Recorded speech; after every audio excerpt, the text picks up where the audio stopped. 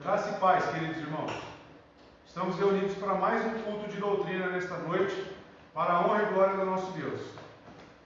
Eu gostaria de ler um salmo, o Salmo 29. Então pegue sua Bíblia, abra ela. Salmo 29. Estamos ainda gravando porque, como foi liberado os cultos de uma forma flexível, né? Algumas pessoas ainda permanecem em casa, assistindo os cultos pela internet, e alguns estão aqui reunidos. Então, até que volte ao normal, né, toda a igreja reunida, permaneceremos gravando e colocando aí nas plataformas digitais. Salmo 29, o Salmo de Davi, diz assim: Dai ao Senhor, ó vós poderosos, dai ao Senhor glória e força, dai ao Senhor a glória devida ao seu nome, adorai o Senhor na beleza da sua santidade. A voz do Senhor está sobre as águas, o Deus da glória troveja, e o Senhor está sobre muitas águas. A voz do Senhor é poderosa, a voz do Senhor é cheia de majestade. A voz do Senhor quebra os cedros, sim, o Senhor quebra os cedros do Líbano, e também o faz saltar como um novilho, o Líbano e Sirion como um unicórnio jovem. A voz do Senhor divide as chamas do fogo, a voz do Senhor estremece o deserto, o Senhor sacode o deserto de Cádiz. A voz do Senhor faz com que as forças deem cria e descobre as florestas, e no seu tempo todos falam da sua glória. O Senhor se assenta sobre o dilúvio, sim, o Senhor se assenta como rei para sempre. O Senhor dará força ao seu povo, o Senhor abençoará o seu povo com a paz. Que neste espírito possamos adorar ao Senhor. E eu destacaria nestes versos, o verso 2: dai a glória devida ao seu nome, adorai o Senhor na beleza da sua santidade. O tema que vamos trabalhar hoje neste culto de doutrina, como você já deve ter visto, que assiste aí online, é o Evangelho segundo Jesus, onde ele exige de cada um de nós uma adoração verdadeira. Que possamos agora, neste momento, também adorar a Ele com cânticos de uma maneira sincera, de uma maneira alegre ao Senhor. Adoremos a Deus.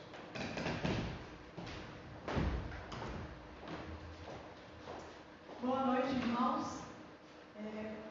Iniciamos o nosso culto mais uma vez. Agradecemos a Deus pela oportunidade de estarmos aqui. Peço que agora você concentre suas atenções nos cânticos. A primeira canção que cantaremos fala que nosso Jesus é o sol da manhã. Que possamos adorar o nosso Deus e compreender, agradecer tudo aquilo que Ele tem feito em nossas vidas. Exaltemos o nosso Deus. Os céus declaram a tua glória e o firmamento revela o teu poder. Os céus declaram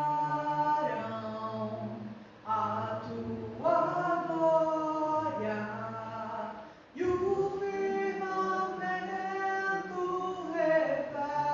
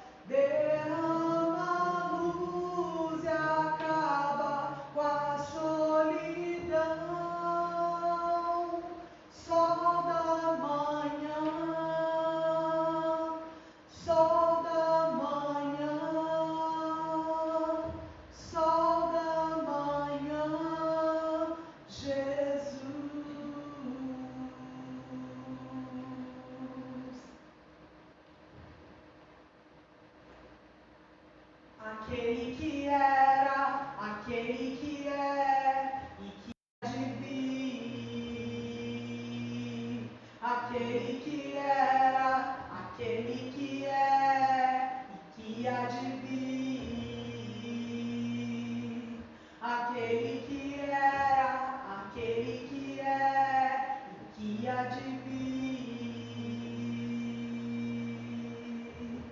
Sol da manhã, sol da manhã, sol da manhã, Jesus. Aleluia, nosso Jesus é o sol da nossa manhã. Amém, glória a Deus. A próxima canção que cantaremos fala que Ele é exaltado, o Rei exaltado no céu. Então exaltemos o nosso Deus, assim como disse o Salmo, na beleza da sua santidade, porque Ele é digno de toda a honra, toda a glória e todo o louvor. Amém. Ele é exaltado, o Rei exaltado nos céus. Eu louvarei, Ele é exaltado para sempre, exaltado o seu nome. Eu louvarei,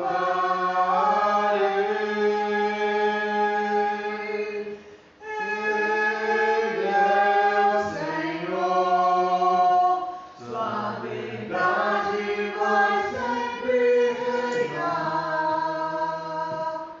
Terra e céus, glorifica o seu santo nome. Ele é exaltado, o Rei exaltado nos céus. Ele é exaltado, o Rei exaltado nos céus. Ele é exaltado, o Rei exaltado nos céus. Eu louvarei, Ele é exaltado para sempre, exaltado o seu nome. Eu louvarei. Ele é o Senhor, sua verdade vai sempre reinar. Terra e céus, glorifica o seu santo nome. Ele é exaltado, o Rei exaltado nos céus. Ele é exaltado, o Rei exaltado nos céus. Aleluia, exaltado seja o nome do nosso Deus.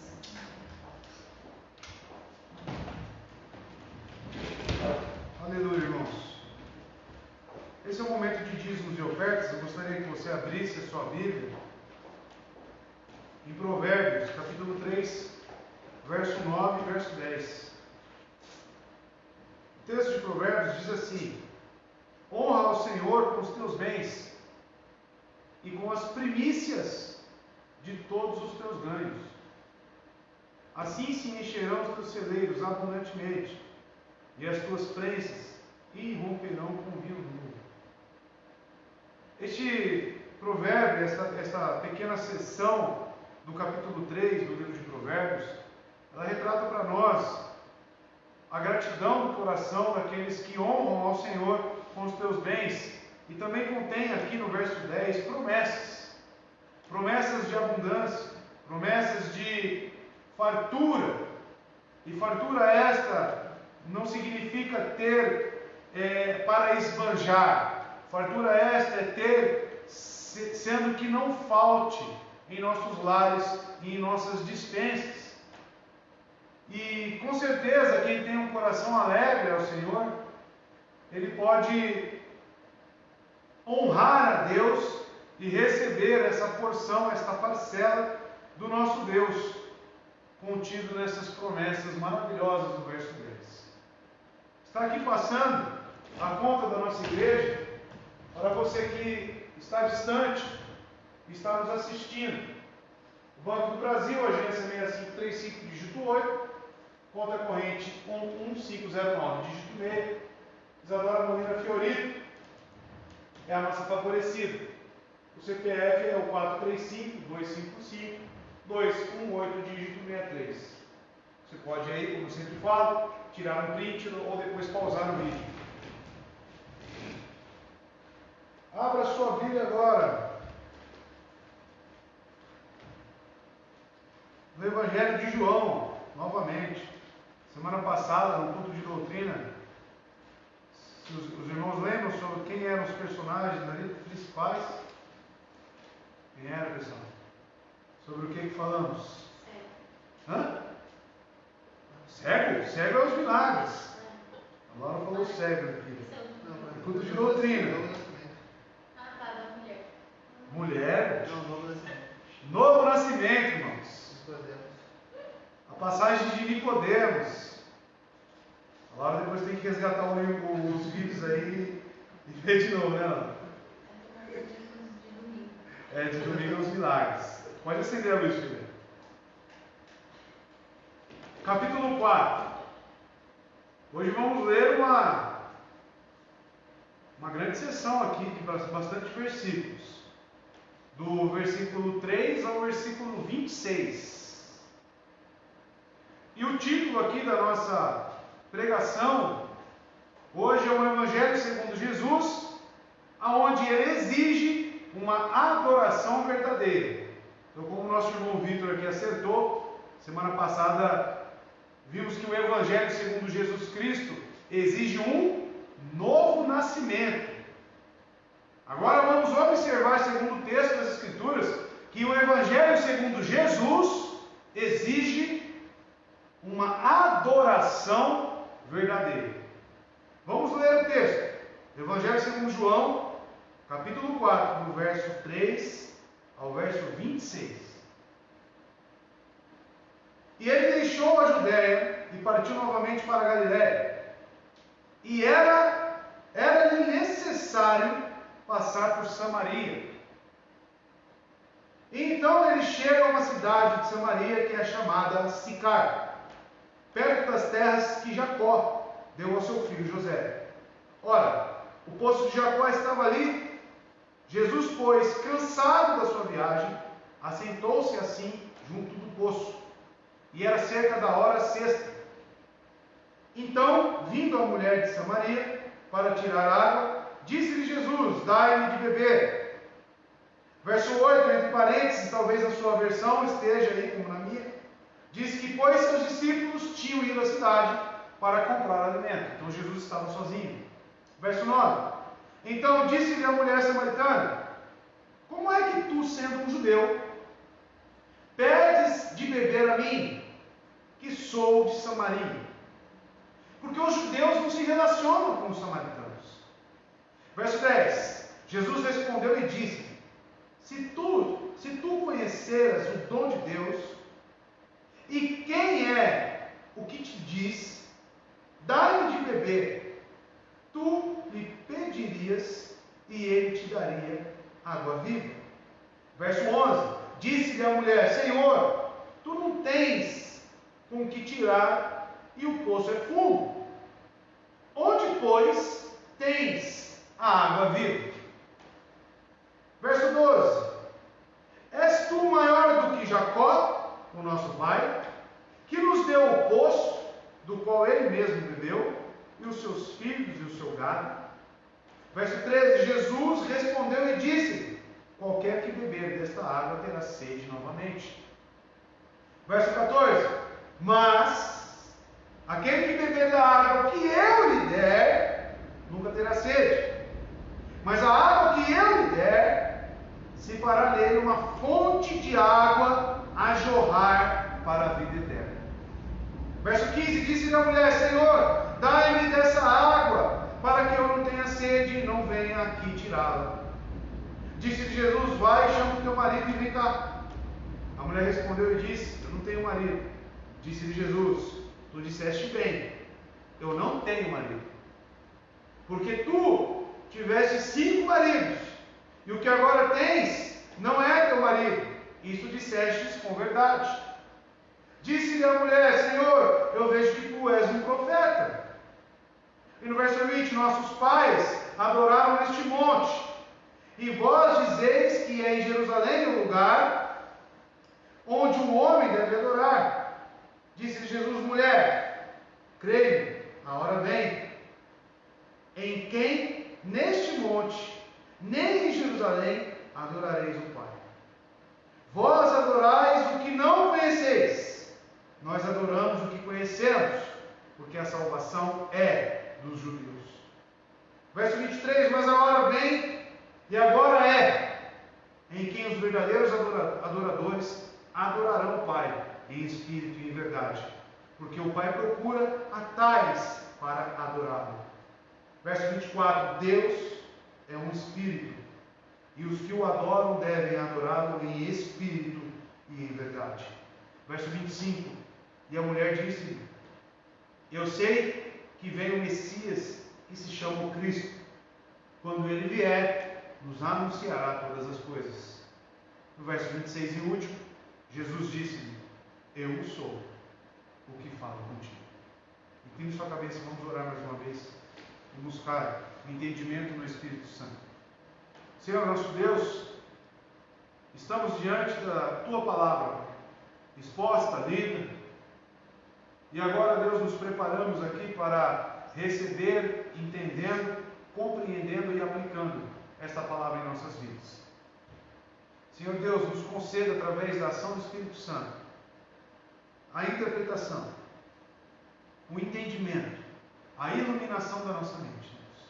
E que o nosso coração receba esta palavra, todos os ouvintes, e possam realmente ter as suas vidas transformadas, santificadas, pelo poder renovador da Tua palavra, Deus. Obrigado por este momento, Senhor. Obrigado pela Tua palavra. Que o Espírito Santo fale aqui, e não mais eu. Que Ele conduza as palavras e que Ele refreie. Que a minha boca, Senhor Deus, seja um instrumento conforme a Tua vontade. Nos alimente, Senhor Deus, e nos conceda a Tua graça. Assim oramos, no nome santo de Jesus. Amém.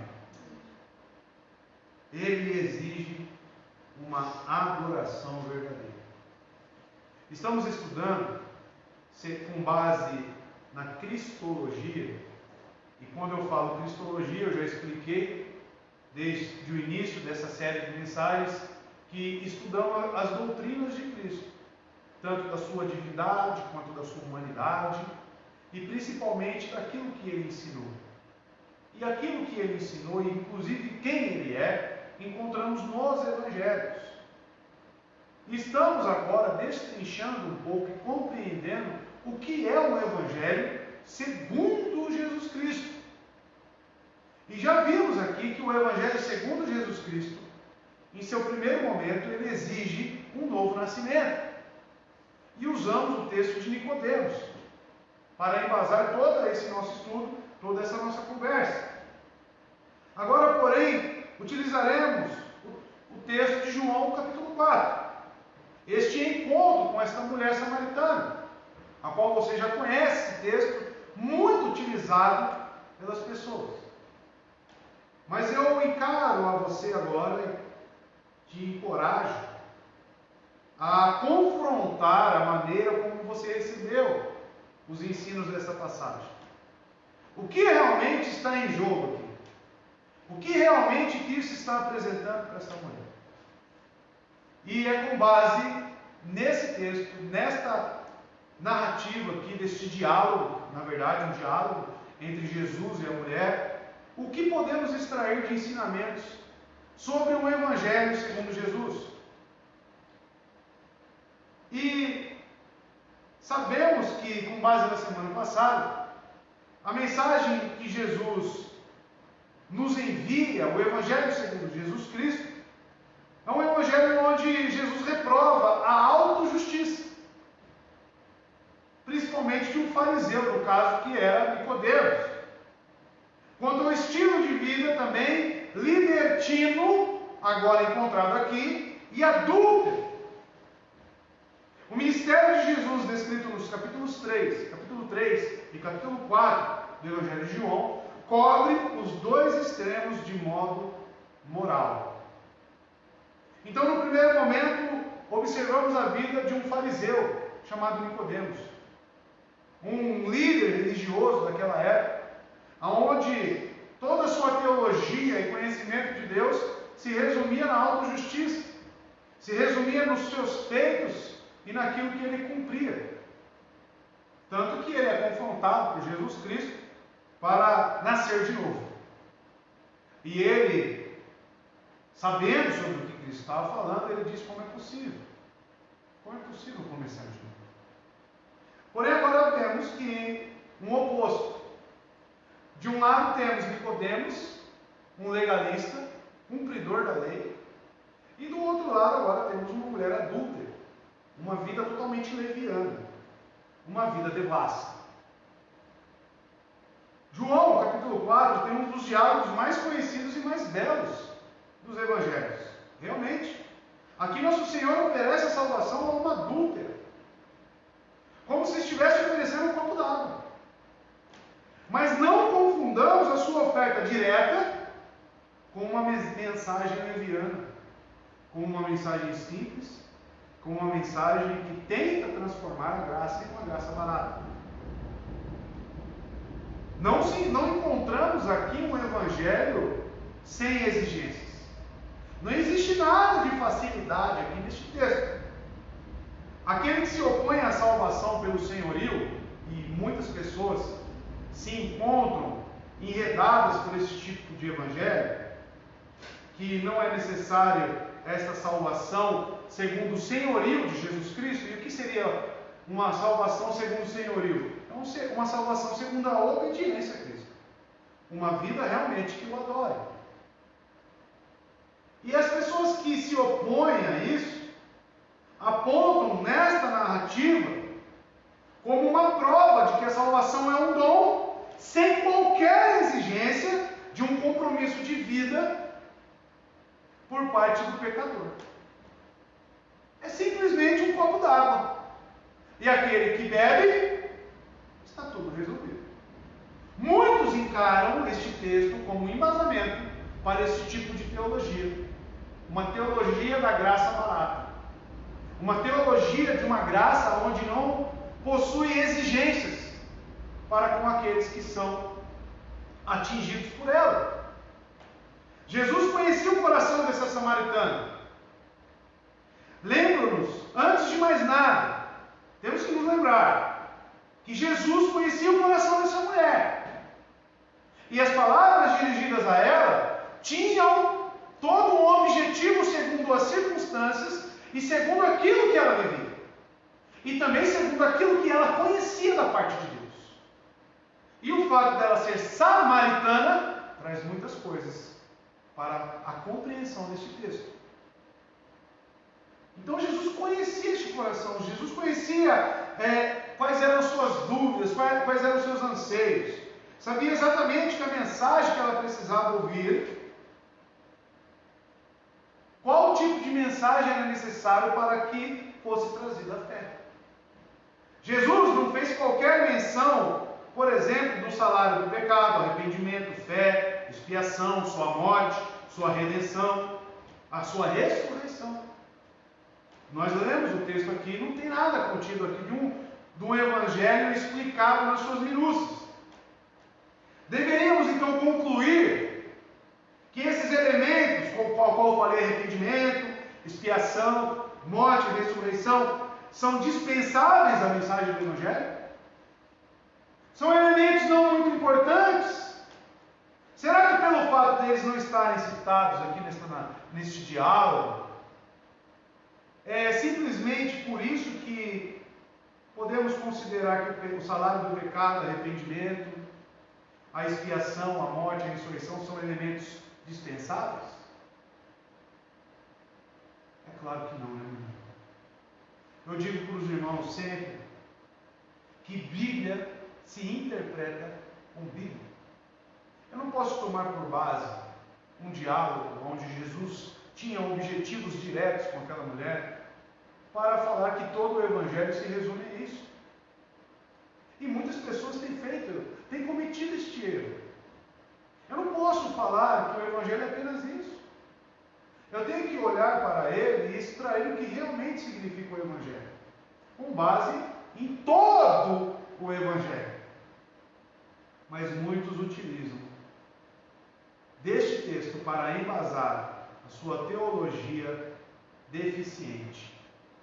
O coração da mulher, porém, é apresentado aqui como uma terra fértil, como um coração propenso, um coração trabalhado. É inútil especular quanto à verdade espiritual que ela já conhecia. Porque vemos que a disposição desta mulher, depois aqui no texto, foi de anunciar o Evangelho. Então algo já estava ocorrendo em seu coração. Ao contrário de Nicodemos, ela não era teóloga, mas o seu coração estava pronto a conhecer seu pecado e abraçar a Cristo. Como eu disse no início, o oposto de duas figuras, Nicodemos e esta mulher samaritana. A mensagem de Cristo para ela o objetivou atraí-la para si. Claro, o objetivo de Cristo era trazê-la para si e não providenciar um esboço detalhado do Evangelho. Não era isso. Que se tornasse a norma para cada episódio de evangelização pessoal. Então eu digo para os irmãos de antemão, este texto, por si só, recortado e colocado na parede do seu quarto, não serve como maneira para a evangelização completa. Contém fragmentos e partes, sim. Contém coisas importantes, sim. Porém, está faltando muitas coisas. Utilizar ele como base para toda a sua evangelização, para todo o anúncio que você tem, é um erro. Você deve anunciar o Evangelho como um todo. Como um todo, irmão. Jesus, repito, tinha objetivos bem claros para atingir o coração desta mulher. Jesus tinha objetivos bem claros e firmados, as palavras certas, a maneira certa, porque ele conhecia aquele coração. Ele sabia o que era necessário. E sabemos também que, agora sim eu vou dar um crédito de palavra aqui, sabemos que Jesus ele alternava os seus métodos de ensino, Jesus alternava a sua maneira de fazer milagres, e principalmente a maneira como conversar para atingir um pecador. Então, com base nisso, devemos conhecer o Evangelho na sua gama, na sua inteireza, para saber qual é o ensinamento contido em cada milagre, em cada diálogo, em cada salvação que ele efetuou, em cada momento. Eu não posso pegar apenas uma parte e tirar como base para tudo. Devemos aprender a partir dos métodos do nosso Senhor, que não podemos isolar esta passagem e tentar esboçar a partir dela um modelo universal para a apresentação do Evangelho. E as pessoas têm feito isso, irmãos. As pessoas estão apresentando o Evangelho para outros como se fosse um copo d'água. Só. E sabemos que não é assim. Tudo o que sabemos sobre essa mulher, diferentemente de Jesus, é que sua vida era um emaranhado de adultérios e divórcios, como o texto nos revela. Na sociedade de então, aqui a sociedade judaica, isso fazia dela uma pessoa rejeitada, uma pessoa totalmente isolada, com um status social igual ao de uma prostituta comum. E sabemos, conforme os judeus, conforme a lei, como era tratada uma prostituta: apedrejada. Adultério. O alvo era improvável. Ela parecia tudo menos um alvo prioritário para a evangelização. Para chamá-la a si mesmo, Jesus teve de forçá-la a encarar a sua própria indiferença, a sua lascívia, egocentrismo, imoralidade e preconceito religioso.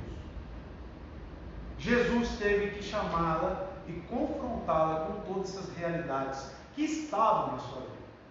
Porque uma pessoa que comete adultério é uma pessoa que pensa realmente no próximo, que tem empatia, todos esses adjetivos colocados aqui a esta mulher, quanto a lascívia, egocentrismo, imoralidade, preconceito religioso, tudo isso estava na vida desta mulher. E Jesus se aproximou. Jesus estendeu a sua mão. Realmente é um alvo improvável. Esta mulher é um contraste vívido com relação a Nicodemos. Os dois são extremos opostos. Nicodemos era judeu, homem, líder religioso, membro distinto do Sinédrio, rico, e reconheceu que Jesus era mestre. Lembre aí, você que perdeu a mensagem da semana passada, por favor, depois você resgate aí nos vídeos e acompanhe a série de mensagens, para que você entenda sobre o que está sendo dito aqui. Já esta mulher, diferente de Nicodemos, era samaritana, era mulher, ignorante, classe baixa e não fazia ideia de quem Jesus era. Dificilmente os dois poderiam ser mais diferentes, mais distintos. Então Jesus Cristo, o próprio Cristo, se apresenta. Veja que o foco aqui não é a mulher samaritana, como muitos apresentam. O foco aqui não é ela, e sim a apresentação de Jesus. Sim, a apresentação de Cristo como uma pessoa que não conhecia. A maneira como ele conversa, como ele trata. Esse é o foco. O personagem principal aqui é Jesus Cristo, e não a samaritana. Podemos estranhar, perguntando-nos por que ele não foi ao centro de Jerusalém, ao templo, e anunciou aos líderes reunidos que ele era o Messias. Você pode se perguntar isso. Por que o revelou primeiro uma mulher anônima e adúltera? Por quê, irmão? Isso são perguntas que nos trazem verdades e conteúdos bíblicos que podem transformar toda a nossa teologia. Por que ele não foi às pessoas que já conheciam o Antigo Testamento? Por que ele não foi lá no centro de Jerusalém, nos líderes religiosos? Mas ele aqui escolheu uma mulher anônima e adúltera para falar sobre isso. A explicação não seria outra, porque o Evangelho é para o mundo. O Evangelho é para todas as nações. Com toda certeza, Jesus queria demonstrar que o Evangelho é para o mundo todo, e não apenas para a raça judia. E que o seu ministério visava os pobres, excluídos, segregados, tanto quanto também a elite religiosa.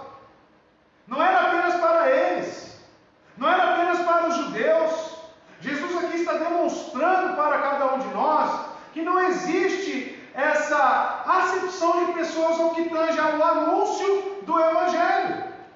Anunciar o Evangelho, sim, é para todas as pessoas.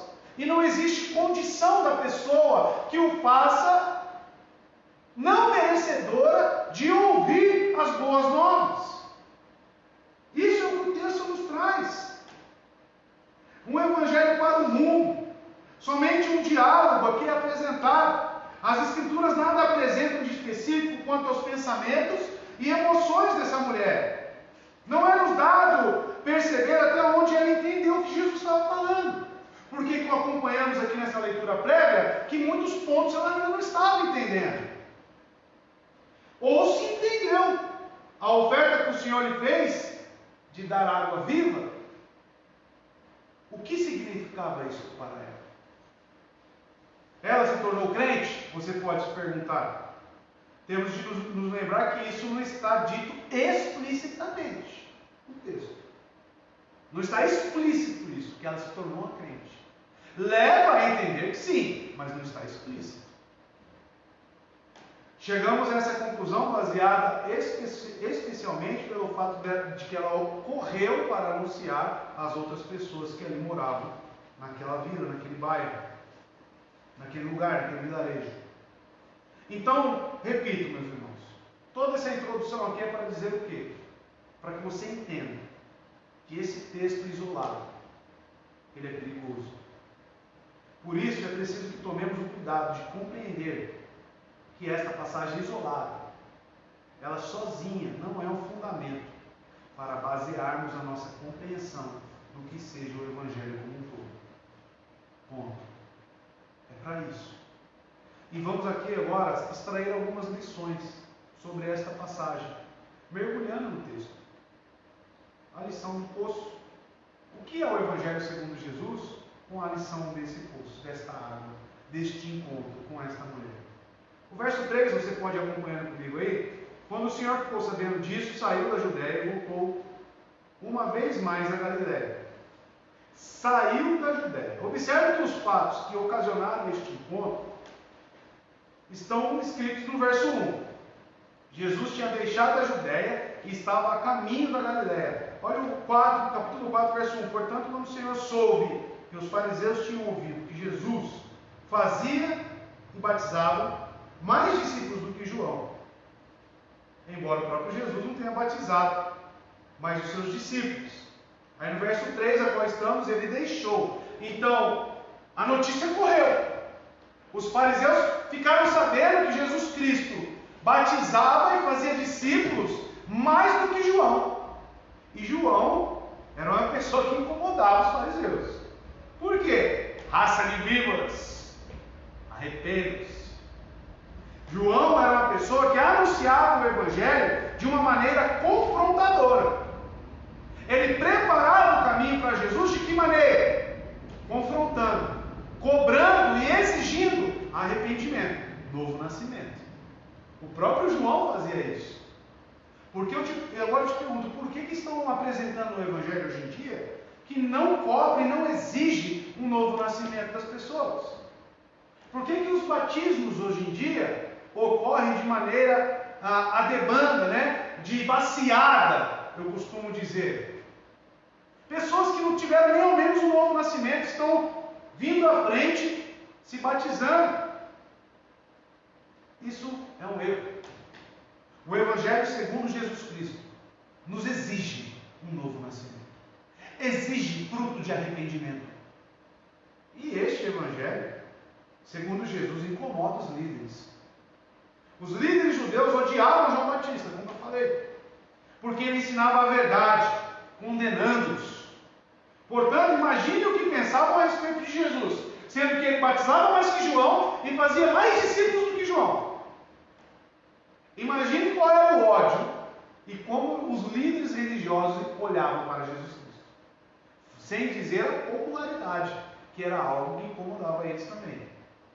Mas o principal fator aqui de Jesus sair de lá e seguir em direção a sair da Judéia e seguir para a Galiléia era porque ele estava cumprindo um cronograma celeste. Ele estava dando os seus passos conforme Deus lhe orientou e lhe dizia. Jesus deixou a Judéia, não porque estivesse com medo desses fariseus, mas porque não chegara o tempo determinado por Deus para a confrontação. Ele também tinha uma razão para essa viagem, porque no verso 4, você pode acompanhar comigo aí, diz assim: era-lhe necessário passar por Samaria. Não se tratava de uma necessidade geográfica, não era porque este caminho era mais curto, não era porque este caminho era menos acidentado, era necessário por propósitos divinos que Jesus Cristo passasse por Samaria. Aliás, viajar por Samaria não era normal para um judeu. Começa por aí. Os samaritanos representavam uma ofensa tão grande, mas tão grande para o judeu, que eles não queriam passar por aquilo. Era um caminho, o próprio caminho já era rejeitado. Simplesmente passar por Samaria. Mas Jesus Cristo estava ali viajando e andando com um amor ardente em seu coração. Um amor de resgatar almas. Um amor de levar a salvação. De levar o arrependimento para essas pessoas. Jesus estava cumprindo aquilo que o Pai tinha ordenado. Mas, ao preferir viajar por Samaria, o Senhor demonstrou o seu amor pelos pecadores. Os samaritanos eram judeus híbridos. Eram judeus misturados, miscigenados. os quais mesclaram-se a nações vizinhas quando Israel foi levado ao cativeiro. Agora eu preciso refrescar a sua memória com o Antigo Testamento, quando isso aconteceu. 2 Reis, capítulo 17, verso 23 a 25. Olha só o que aconteceu. E aqui começa a surgir o ranço que os judeus tinham em Samaria. Olha só. Até que o Senhor os afastou de sua presença, conforme havia advertido, isso o povo de Israel, por meio de todos os seus servos, os profetas. Então Deus tinha advertido, não adiantou, eles continuaram a desobedecer, continuaram a se rebelar contra Deus. Então Deus os afastou. Com o quê? Com o exílio. Assim o povo de Israel foi tirado de sua terra e levado ao exílio na Assíria, onde ainda hoje permanece. O rei da Síria trouxe gente da Babilônia, de Cuta, de Ava, de Amate e de Sepharvaim, e os estabeleceu nas cidades de Samaria. Olha então o tipo de gente que agora estava em Samaria, território judeu, para substituir os israelitas. Eles ocuparam Samaria e habitaram as suas cidades. Quando começaram a viver ali, não adoravam o Senhor. Por isso ele enviou leões no meio deles, que mataram alguns dentre o povo. E a adoração que eles tinham quanto a Deus está registrada em 2 Reis, no mesmo capítulo, no verso 33, um pouco mais para frente. Adoravam o Senhor, mas também prestavam cultos aos seus próprios deuses, conforme os costumes das nações de onde haviam sido trazidas. Então, depois, a gente viu no texto que Deus enviou leões. Eles falaram: manda para os sacerdotes lá, para que Deus aplaque um pouco a ira de Deus. Mas adiantou? Não. Eles acabaram misturando a adoração ao nosso Deus, juntamente com a adoração de falsos deuses, deuses pagãos. Com base nisso, você começa a enxergar o que é ser samaritano. Com base nesses textos, você começa a enxergar qual era os defeitos que eles tinham perante o povo judeu. Então, o que é ser samaritano? O que isso representa? Rejeitar ao Senhor. Eles rejeitaram Jerusalém também como centro de adoração. Aonde que estava o templo? Qual era o centro? Qual era a metrópole? O local onde Deus designou para fazer ali o seu local de adoração, senão a Jerusalém? Eles rejeitaram. Samaria construiu o próprio templo, levantou altares. Depois leia aí 2 Reis, capítulo 17, para você ver. E construíram o seu próprio templo sobre o monte Gerizim. Eles tinham um templo. Que Jerusalém, vamos fazer aqui o nosso templo, vamos adorar aqui. Em Samaria. O casamento com os estrangeiros e a idolatria constituíam-se em crime tão grosseiro que os judeus ortodoxos geralmente não se relacionavam com eles de forma alguma. E Jesus vai até essa mulher e quebra todos esses paradigmas. Jesus vai até essa mulher e desconsidera qualquer tipo de olhar humano sobre esta mulher. Qualquer preconceito, qualquer coisa que aconteceu, qualquer rebeldia contra Deus, Jesus Cristo olha para o coração daquela mulher e vai em direção a ela, quebrando os paradigmas. Esse ódio e amargura entre judeus e samaritanos perdurou por séculos. Séculos. No simples fato de viajar por Samaria, Jesus estava derrubando barreiras centenárias. Jesus estava ali porque estava atrás de sua ovelha. Jesus estava passando por Samaria porque ele tinha ovelhas ali. Em busca dos perdidos, Jesus obedecia aos propósitos do Eterno, mesmo que isso implicasse numa séria ruptura com os protocolos culturais.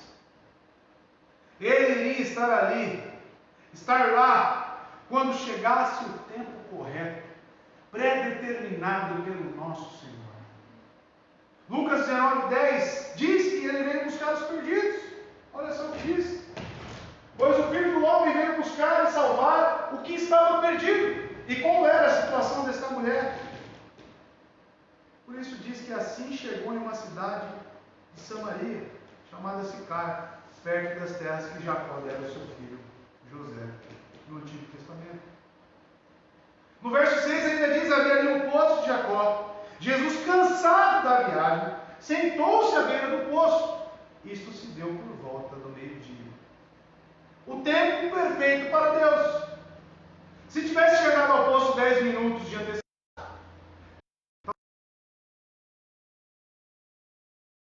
Cristo chegou no local escolhido e estava lá para buscar e salvar uma única triste e desaventurada mulher. Ele foi ali por causa de uma mulher. Aquele momento é específico. Por isso que no verso 4 diz que era necessário passar por Samaria. Era necessário. Temos aqui uma visão também neste texto, nesse versículo, da humanidade de Cristo. Por ser homem em todos os sentidos, 100% homem, ele estava cansado. O texto revela isso. Ele se cansava. O Senhor chegara ao final de uma jornada longa e quente sob o sol e estava cansado e sedento. Isso nos revela, meus irmãos, a humanidade de Cristo nos traz um alento. E que alento é esse? Está registrado em Hebreus 14, no verso 15. Por quê? Pois não temos um sumo sacerdote, que é Cristo, que não possa compadecer-se das nossas fraquezas. Porque ele foi homem, irmãos. Ele se compadece porque ele viveu o que estamos vivendo. Mas sim de alguém que, como nós, passou por todo tipo de tentação, porém sem pecado. Sim, ele cansou, ele sentiu fome, ele chorou, ele dormiu. Está aqui um relato de que a humanidade de Cristo está presente nesse texto. A humanidade de Cristo estava aqui com o seu coração atrás das suas ovelhas. E isso nos traz verdades. Verso 7 e verso 8. Nisso veio uma mulher samaritana tirar água. O texto diz: disse-lhe Jesus: dê-me um pouco de água. E o texto informa que os seus discípulos tinham ido à cidade comprar comida. Eles estavam presentes. Nisto veio uma mulher samaritana tirar água. Tratava-se de uma mulher moralmente banida da sociedade, como vimos aqui. Imagina o seu espanto quando Jesus, que não tinha com que tirar água do poço, disse: dai-me de beber.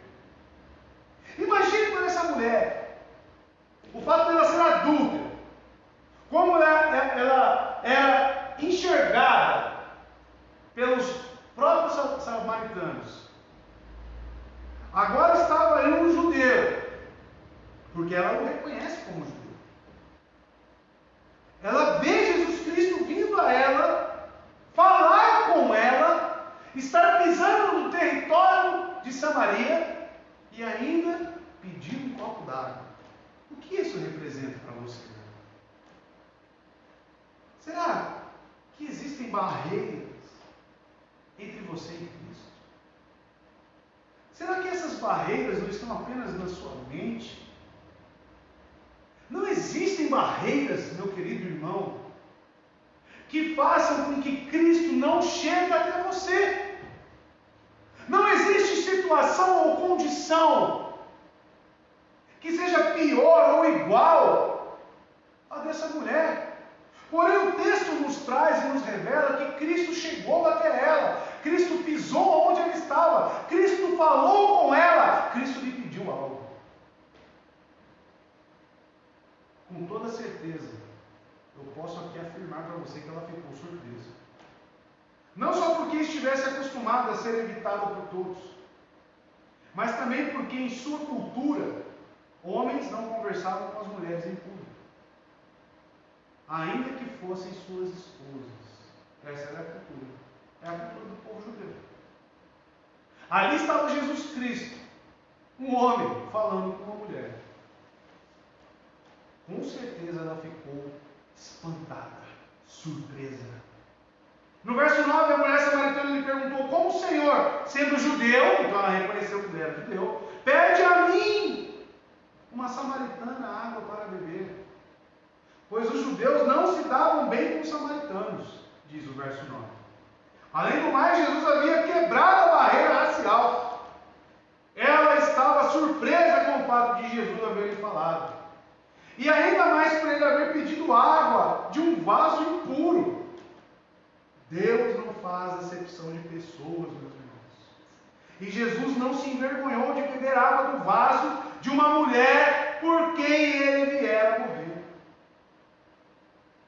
Meu irmão, não se considere, olha, a mensagem de domingo vem tão de encontro aqui nesse momento, que as condições que colocamos para Cristo, eu não consigo, eu sou muito impuro, olha a minha situação, olha a minha condição.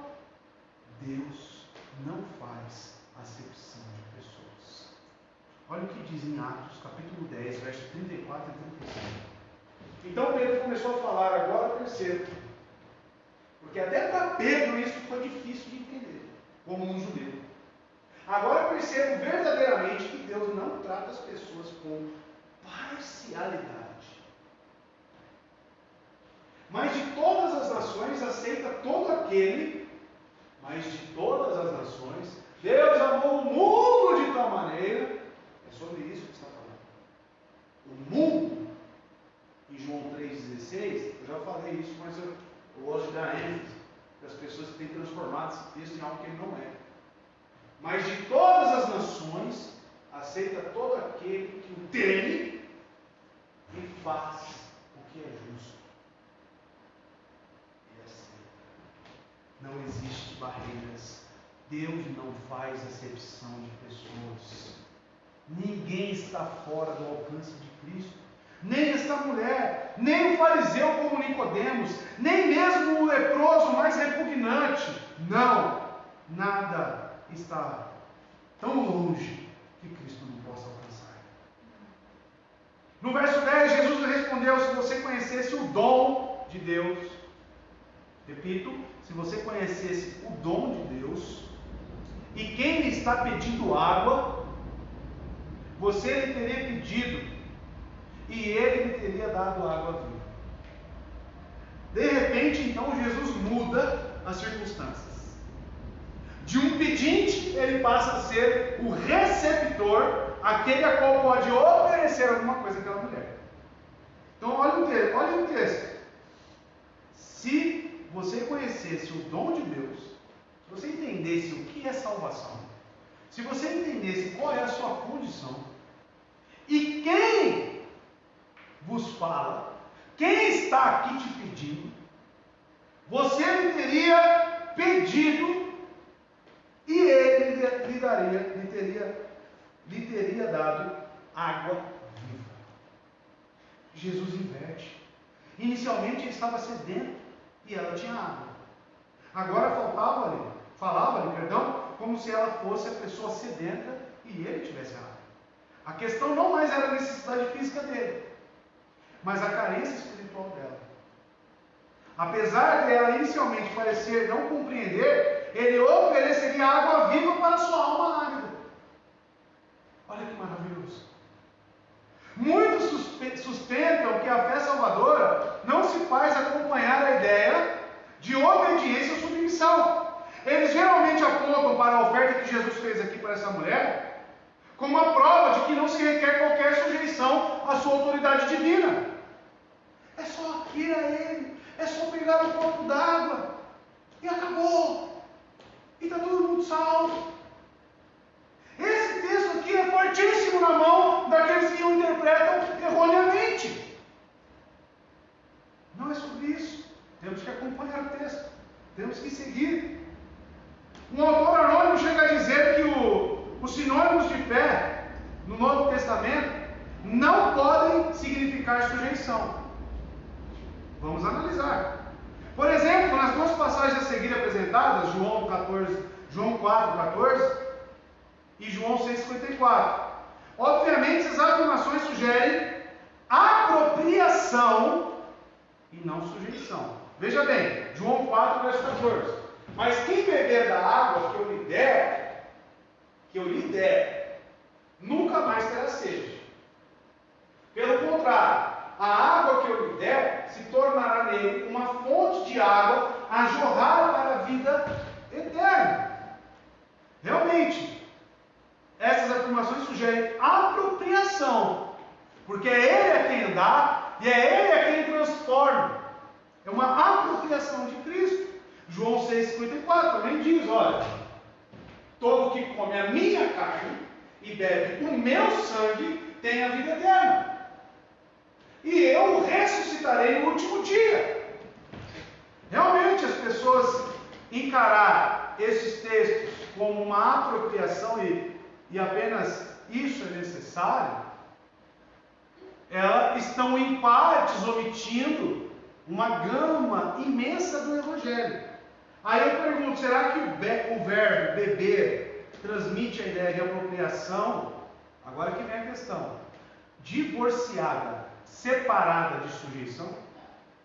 Será que este fato de beber, ele apropria-se da pessoa, porque a pessoa passa a ser salva, mas exclui o fato de que ela é sujeita àquele que apropria-se dela?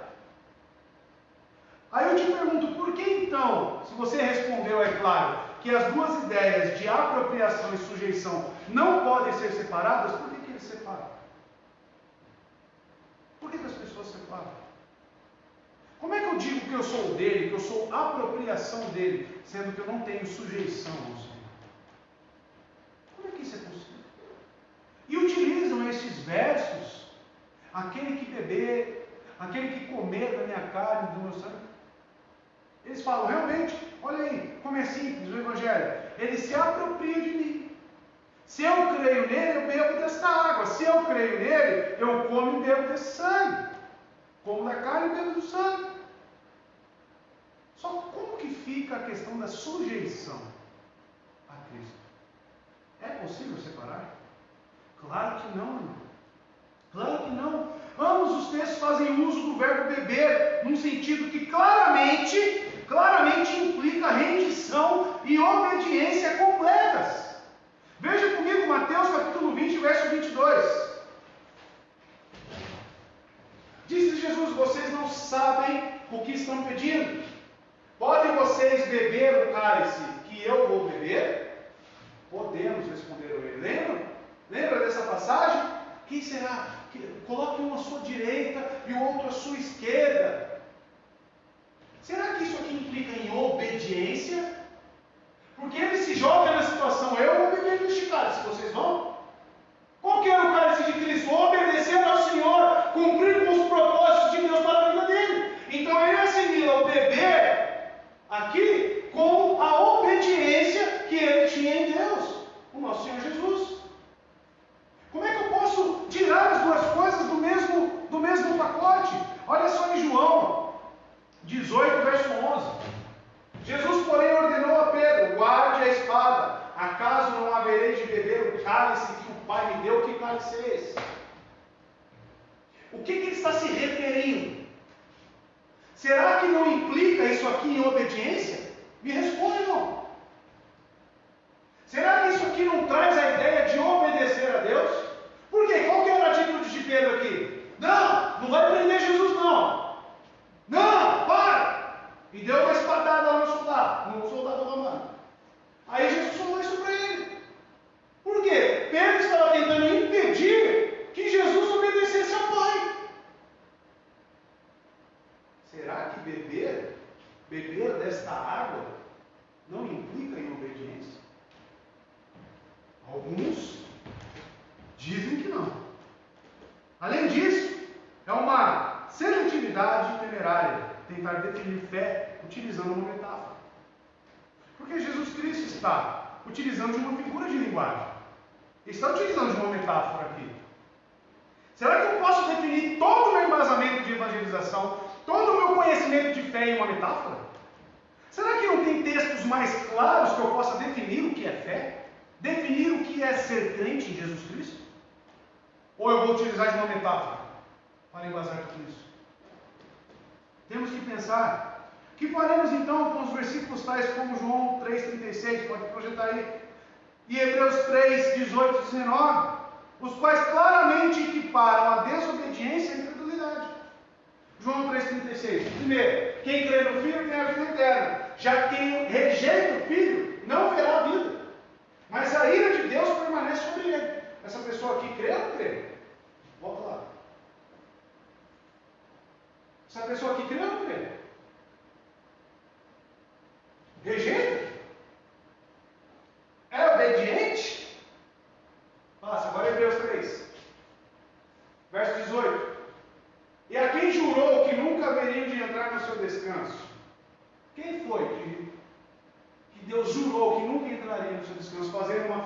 trazendo a ideia lá do povo no deserto, o povo de Israel, e aquela geração que desobedeceu, que murmurou, que levantava falso testemunho, inclusive de Moisés, a quem jurou que nunca haveria de entrar no seu descanso. Sabe quem foi? Não foi aqueles que foram desobedientes? Uma pergunta retórica. Não foi aqueles que foram desobedientes? Nossa, mais um.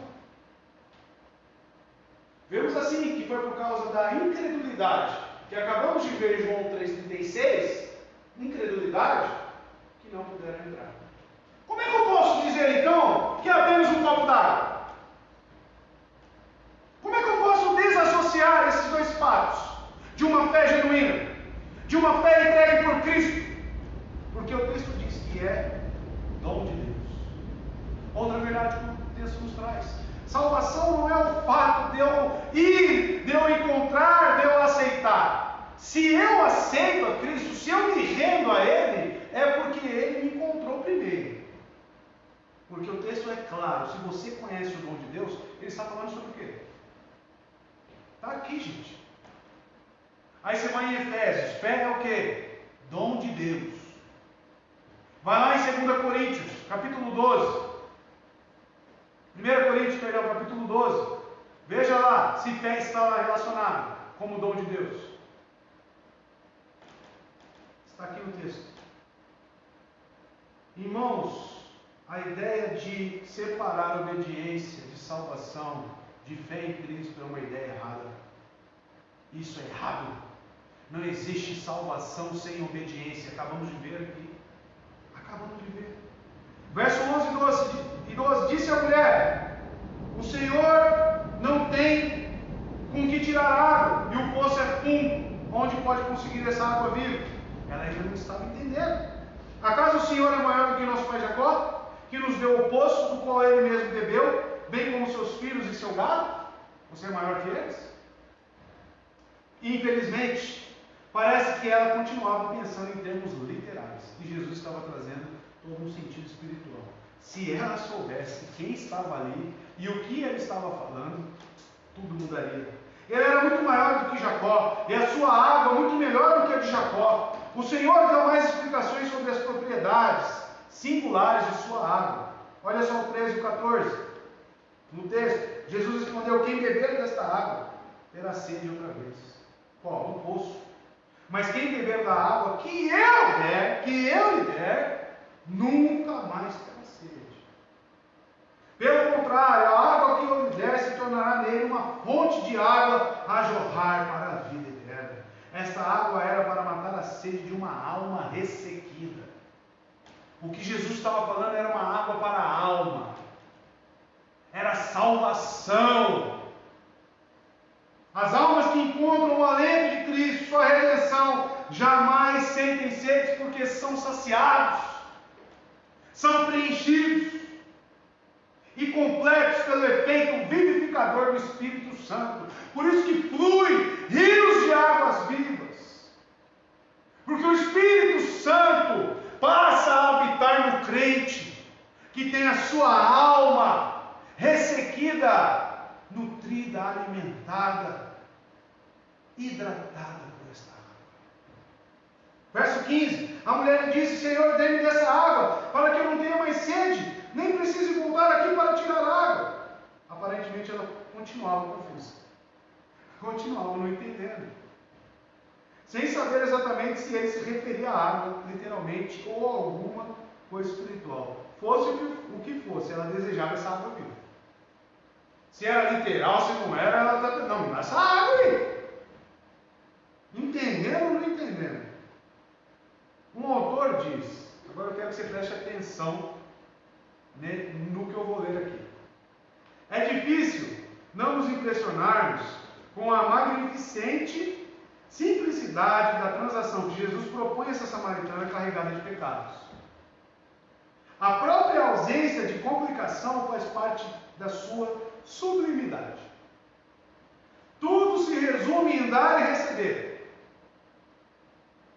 E nenhuma outra condição é adicionada. Não há o menor esforço para arrancar da mulher a promessa que irá corrigir sua vida imoral. Se ela desejar esta água, pode tê-la, é de graça. É preciso enfatizar que aqui não há qualquer chamada à sujeição, à submissão, ao reconhecimento do senhorio de Cristo, ou a qualquer coisa do gênero. Um dom está sendo oferecido a alguém que está totalmente indigno no favor de Deus. E não se exige da mulher qualquer espécie de compromisso espiritual para recebê-lo. Ela é meramente convidada a pedir. Está certo esse texto? Está certo? Está certo? Essa interpretação está completamente errada. A esta altura, apesar dela pedir, Jesus não lhe deu da água da vida. Ela fez o pedido e presumivelmente teria aceitado o dom, caso Jesus lhe desse logo. Mas Jesus não estava à carta de uma pseudo-conversão barata. Ele sabia que ela ainda estava pronta para receber da água viva. Havia dois assuntos a serem tratados. Primeiro, o pecado dela e a verdadeira identidade do Senhor. Tinha dois assuntos a serem tratados com essa mulher. Jesus jamais sancionou qualquer tipo de graça barata. Jamais. Isso não faz parte do Evangelho de Cristo. Ele não estava oferecendo vida eterna como algo a ser acrescentado a uma vida tumultuada por pecados não confessos. É inconcebível que ele desse de beber a água viva a alguém sem confrontar e sem alterar o estilo de vida pecaminosa dessa pessoa. Nascer de novo. Nascer de novo. Ele veio salvar o seu povo dos pecados deles. Mateus 1, capítulo 21. Consegue colocar aí, filha? E não conceder imortalidade. Ó, veja bem, ele veio salvar o seu povo dos pecados. O povo dele. Dos pecados, e não conceder imortalidade a pessoas escravas da iniquidade. Olha só, Mateus 1:21, ele dá: e ela dará à luz a um filho, que é Jesus, e você deverá dar o nome de Jesus, porque ele salvará o seu povo dos seus pecados. Nada aqui. Esse texto que lemos desse autor desconhecido, que nem quero ler o nome, porque se eu fosse dar um autor aqui, teria vários autores, porque muitos aplicam essa ideia. Muitos estão escravos dessa ideia. Jesus não veio aqui dar imortalidade a pessoas escravas da iniquidade. Iniquidade, irmão. Verso 16, e ele disse: vá, chame seu marido. Aqui começa a confrontação. Será que era só um copo d'água? Será, irmão? Verso 16: vá, chame o seu marido e volte. Trata-se de uma observação pesada. Qual foi a resposta dele?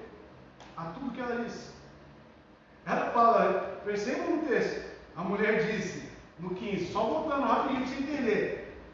Vê se tem conexão os dois versos. A mulher lhe disse: Senhor, dê-me dessa água para que eu não tenha mais sede, nem precise voltar aqui para tirar a água. Depois que Cristo apresenta o tipo de água que ele está oferecendo, ela fala: eu quero. O que Jesus fala no 16? Estranho, né? Pode parecer estranho para você. Ele lhe disse: vá, chame o seu marido e volte. O que ele está querendo dizer aqui para essa mulher? Qual que é a mensagem? Trata-se de uma observação pesada. Qual foi a resposta de Jesus? É isso. A prontidão em confessar a realidade. Essa mulher precisava confessar os seus pecados. Ela precisava ter transformado, o seu viver. Ela precisava, começando a anunciar as suas transgressões. A aversão pelo pecado pessoal é uma manifestação essencial da sede espiritual genuína. Vou repetir. A aversão pelo pecado pessoal é uma manifestação essencial. Se é essencial, não dá para descartar. É essencial da sede espiritual genuína. Mas a trama dos adúlteros dessa mulher, desta mulher, era tão complexa e tão grande o seu pecado, que ela nem tentou dar explicações. Aqui, irmãos, essa questão que eu disse aos irmãos, que é algo essencial, a confissão, a aversão pelo pecado está na primeira bem-aventurança. Você ter essa disposição em Mateus 5, verso 3, de reconhecer e falar com a sua boca o seu estado. Olha só, bem-aventurados os pobres em espírito. Isso aqui não significa fazer esse de coitadinho, não, irmão.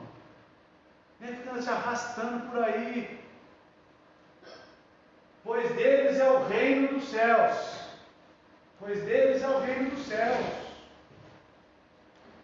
Verso 17 e verso 18. Não tenho marido, respondeu ela. Disse-lhe Jesus: você falou corretamente, dizendo que não tem marido. O fato é que você já teve 5, e o homem com quem agora vive não é seu marido. O que você acabou de dizer é verdade. Jesus, então, conhecendo o coração, conhecendo o passado daquela mulher, resgata toda a transgressão, toda a iniquidade daquela mulher. Será que a obediência não é necessária, irmão? Será que não é necessária a obediência? Por que então que Jesus entra nesse assunto? Por que Jesus entra nesse assunto, então, irmão?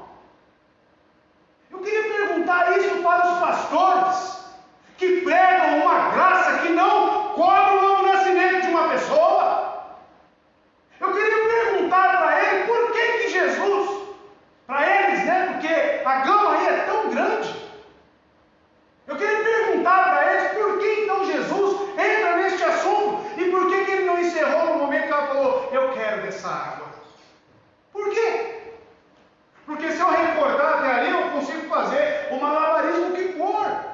Eu consigo enganar a multidão que for. Mas esses textos aqui de Jesus visitando a iniquidade e as transgressões desta mulher muda todo o contexto dessa história. Eu perguntei no início, como te apresentaram esse texto? Como te apresentaram esse texto, meu irmão? Por isso que é culto de doutrina. Estamos aqui conhecendo o Evangelho segundo Jesus Cristo. E por isso que é extenso até o 26. Que já passamos até da metade aqui já. Por isso. Porque eu não posso parar num texto, num versículo, onde o restante vai me trazer todo o sentido dessa história. Eu apenas falar que Jesus Cristo não faz acepção de pessoas, que Deus não faz acepção de pessoas, isso é muito lindo. Mas eu falar que Ele visita a nossa iniquidade, conhece o nosso coração e sabe o que você está pensando neste momento, fazendo neste dia e na sua vida, isso Ele sabe, e isso incomoda, e isso confronta, e é o que está acontecendo com essa mulher. De qualquer forma, Ele conhecia toda a verdade. Olha o que Ele disse, veja se isso não é forte. A mulher, de certa maneira, ela só fala: não tenho marido. Respondeu ela. Aí Jesus disse, porque ela omitiu parte da verdade. Ela falou: não tem marido. E Jesus entra e fala: você falou corretamente dizendo que não tem marido. Beleza. O fato é que você já teve 5. E o homem com quem agora vive não é seu marido. O que você acabou de dizer é verdade. Exato. Pois é. Isso conhece tudo que está no meu coração e tudo que está no seu coração. Isso aqui nos remete também, meu irmão, o dia do juízo final, onde Ele vai expor da mesma maneira para você e para mim tudo que eu tenho feito. E não adianta você falar só parte da verdade. Eu fiz isso, vou querer justificar, porque Ele conhece e Ele sabe. Será que é necessário obediência? Verso 19 disse a mulher: Senhor, vejo que é profeta. Ela dizendo isso, ela está confessando o seu pecado. Porque o que era um profeta para o judeu? Aquele que era o porta-voz de Deus, aquele que conhecia e falava conforme Deus falava. Este era o profeta. Ao dizer: vejo que tu és profeta, ela confessa. É verdade. Estava realmente dizendo: está certo.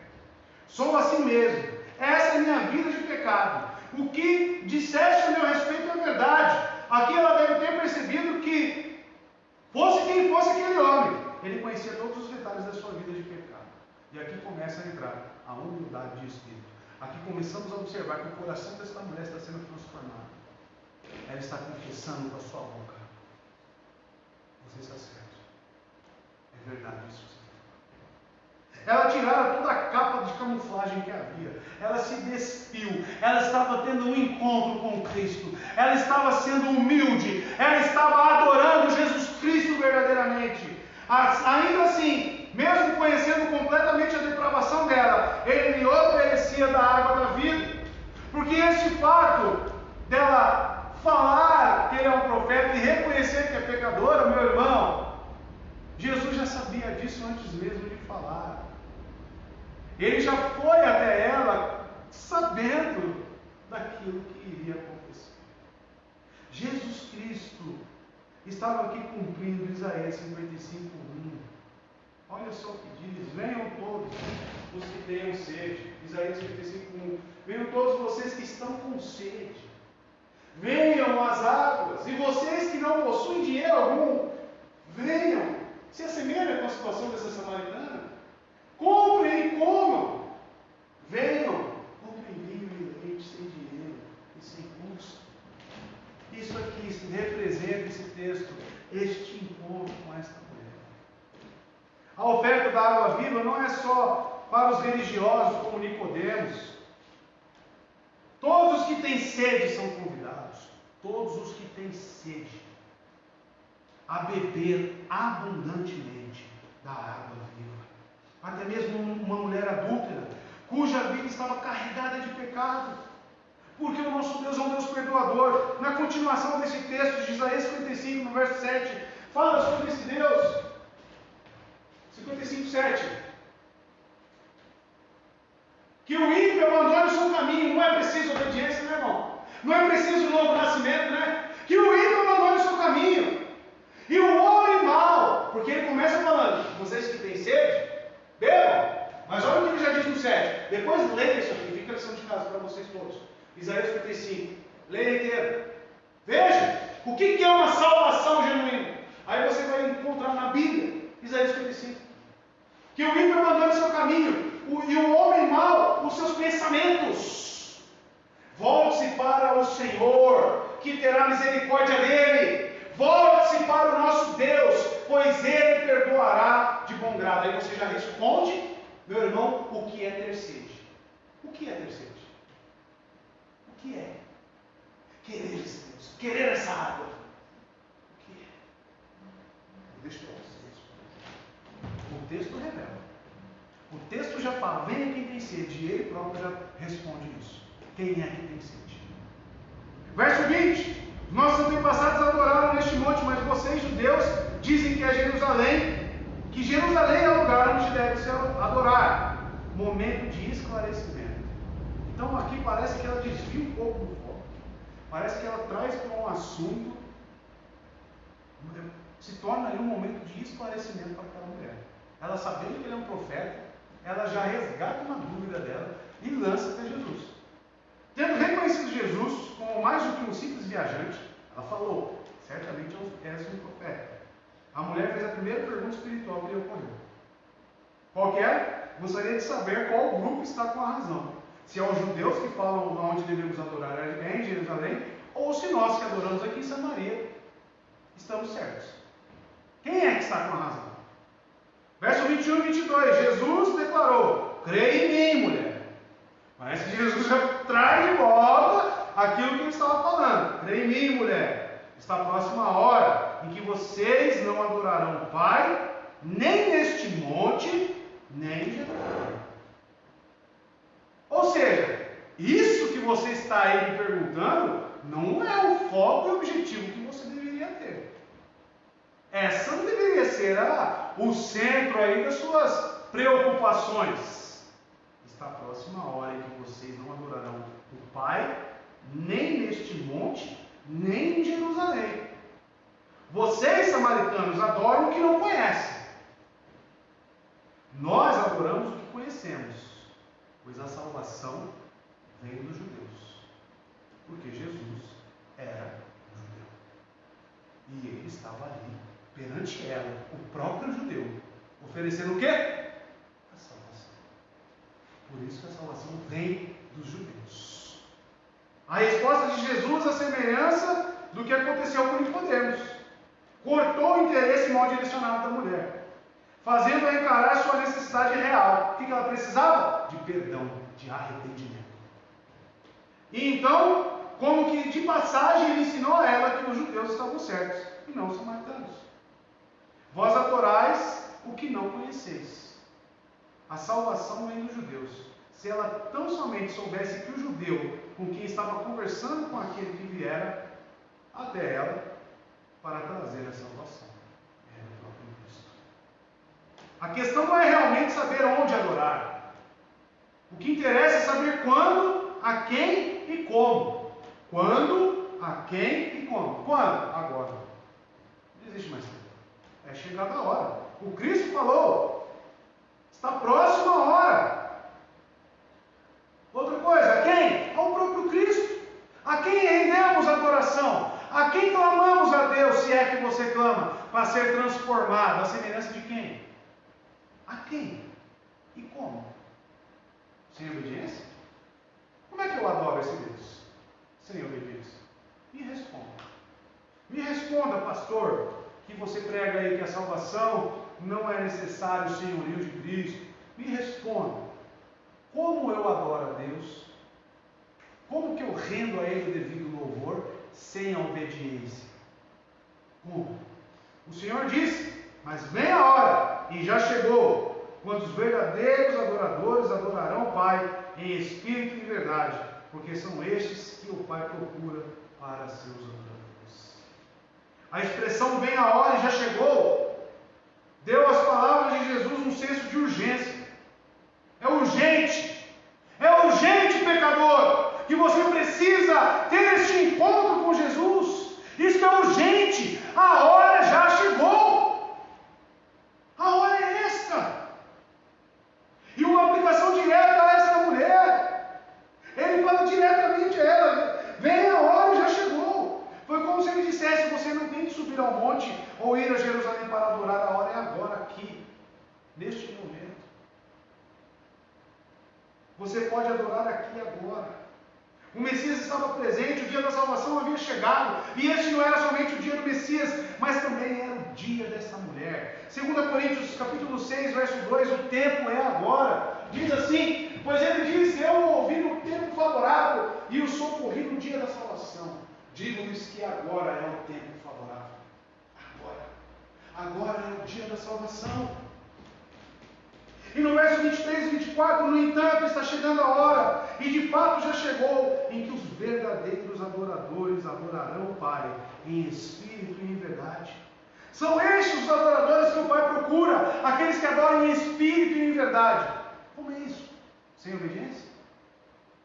Deus é espírito, e é necessário que os seus adoradores o adorem em espírito e em verdade. Quantas vezes já ouviu esse versículo, hein? Talvez você até esqueceu que ele estava no contexto da samaritana. Pois é, faz parte da conversa com a samaritana. Mas eu não te culpo, porque talvez você tenha sido ensinado de uma maneira até certo versículo, e parar. Até o copo d'água. Talvez parou ali. Mas o texto continua. O texto não para. O contexto está aqui presente. Verdadeiros adoradores. Deus é Espírito. A verdadeira adoração não se dá no monte ou no templo. A verdadeira adoração está no íntimo do ser humano. Está no nascer de novo. Está em abandonar as antigas práticas, a maldade, como lemos em Isaías 55. Aquilo esse texto é tão precioso. Coloca uma fitinha de marcar em Isaías 55. Coloque, faça isso. Os verdadeiros adoradores, ao se referir aos redimidos, Jesus estava se referindo aos verdadeiros, aos redimidos, aos que beberam da água. Estes são os verdadeiros adoradores. Todos os que são salvos são adoradores verdadeiros. Todos. Não há possibilidade de alguém ser salvo e não adorar a Deus, em espírito e em verdade. O propósito da salvação é gerar verdadeiros adoradores. Olha só em Filipenses capítulo 3, verso 3. nós é que somos a circuncisão. Qual? A física? A material? Não, a do coração. A circuncisão aqui, irmão, impressa pelo Espírito Santo de Deus. Nós que adoramos pelo Espírito de Deus, que nos gloriamos em Cristo Jesus e não temos confiança alguma na carne. Estes são. A salvação só gera isso. A salvação só pode ser proveniente disso. Senão ele não confrontava aquela mulher. Vai entrar com teu marido.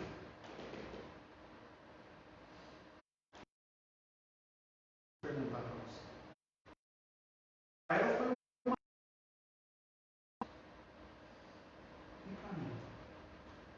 O que Jesus precisa te perguntar? Te dizer? O Senhor veio ao mundo para buscar e salvar os perdidos, os pecadores. Ele revelou a uma samaritana que o seu propósito em buscar e salvar pecadores é o de cumprir a vontade de Deus, em fazer desses verdadeiros adoradores. Então ele a convidou a tornar-se um deles, um verdadeiro adorador. Quando Jesus disse que o Pai procura verdadeiros adoradores, isso não foi mais do que uma declaração de fato. Tratava-se de um convite pessoal samaritano. A importância de tal convite não pode passar despercebida, pois desmascara a noção de que Jesus oferecia a vida eterna sem fazer qualquer exigência ou compromisso espiritual. Descarta.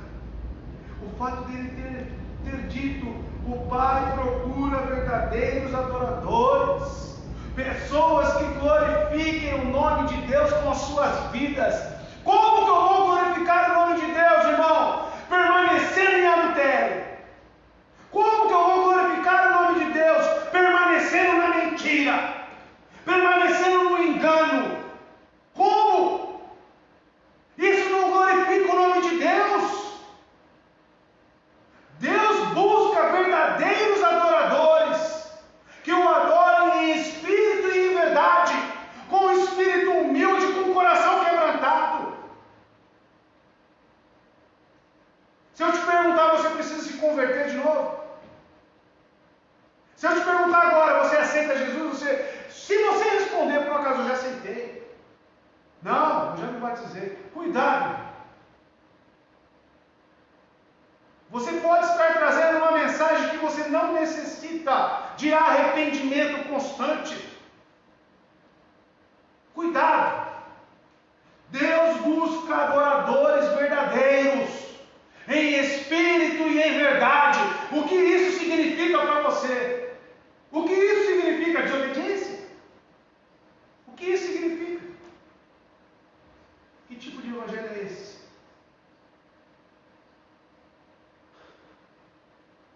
O Senhor da glória não diz: vinde às águas.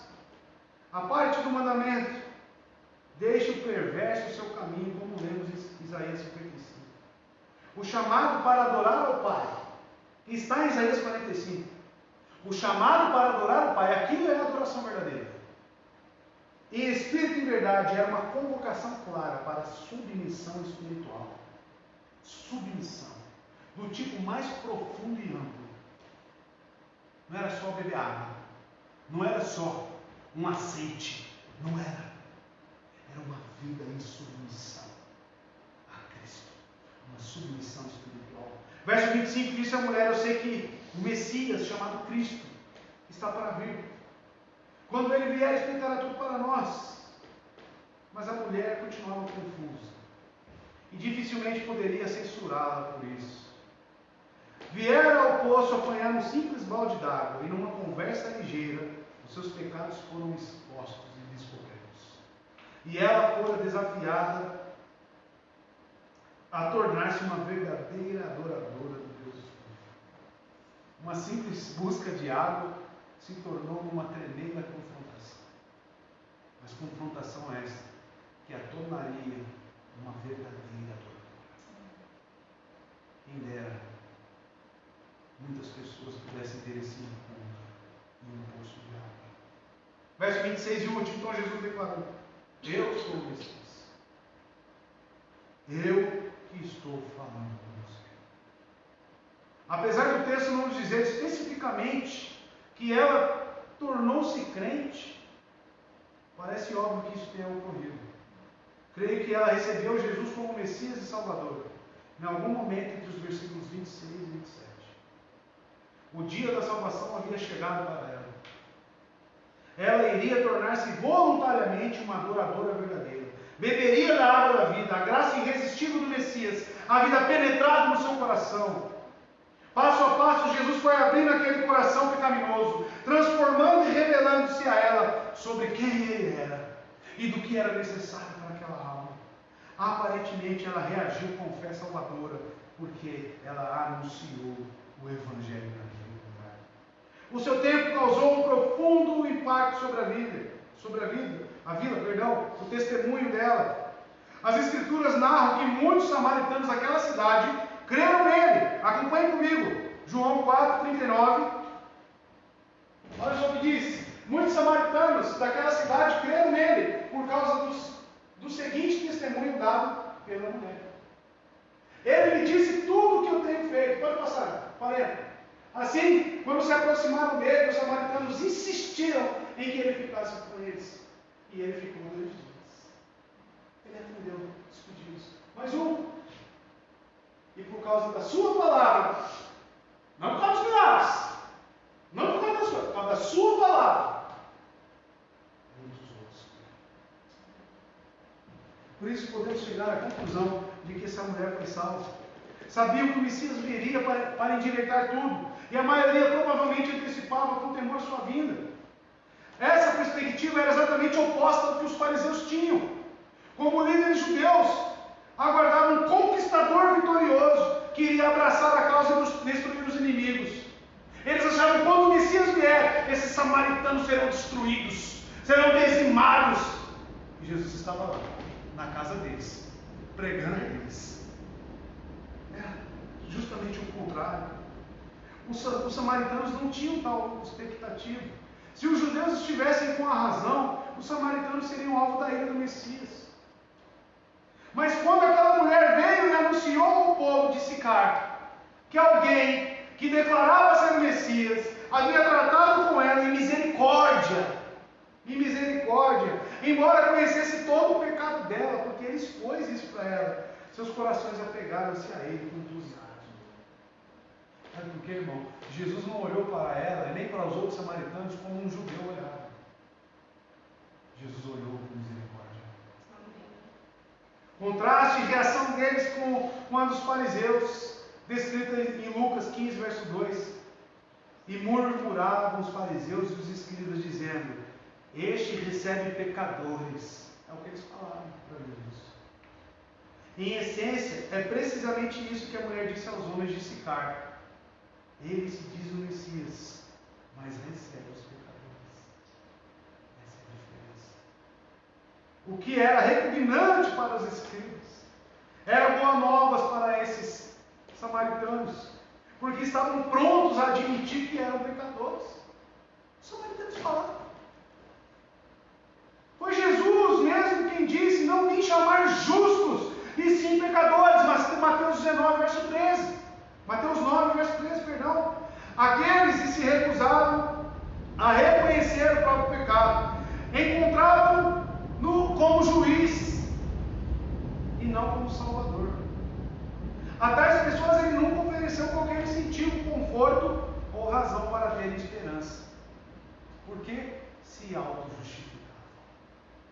A água da vida que ele oferecia era dada somente àqueles que reconheciam o seu estado irremediável de pecado. Sou adulto, sou pecador, me livre de Deus, porque eu preciso beber desta água todos os dias. É esta a tua oração, meu irmão? Deus procura pessoas que desejam submeter-se à adoração a Cristo e Espírito.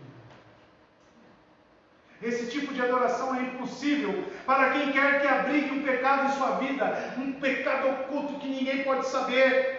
Os que confessam e abandonam seu pecado, por outro lado, encontrarão um Salvador ansioso por recebê-los, perdoá-los e libertá-los. a semelhança da mulher à beira do poço. Encontrarão uma fonte de água viva que irá extinguir para sempre até mesmo a mais forte sede espiritual. O último capítulo da Bíblia, eu gostaria de encerrar. Você pode pôr aí, filha, para mim, Apocalipse 22, verso 17. Termina com este convite, que nos faz lembrar da mulher samaritana, e de Isaías 55. Aquele que tem sede, Apocalipse 22, 17. O Espírito e a noiva dizem: vem. E todo aquele que ouviu diga: vem. Quem tiver sede, venha. E quem quiser, beba de graça da água. O último livro da Bíblia se encerra com essa metáfora entre Jesus e essa Maria. Que Deus te abençoe, irmão. Que Deus te dê esse entendimento de que é necessário a obediência, o que significa realmente adorar em espírito e em verdade. Incline sua cabeça, vamos orar e encerrar. Senhor nosso Deus, te agradecemos por esta palavra, pelos teus ensinos, agradecemos pela tua exortação, e que cada um de nós esteja ouvindo esta palavra, possamos entender, Deus, o que é ser um adorador genuíno, um verdadeiro, que te adora em espírito e em verdade. Que o Senhor continue falando em nossos corações, que o Senhor, Deus, nos conceda a graça e o perdão pelos nossos pecados, e que continuemos a adorar e glorificar o teu nome.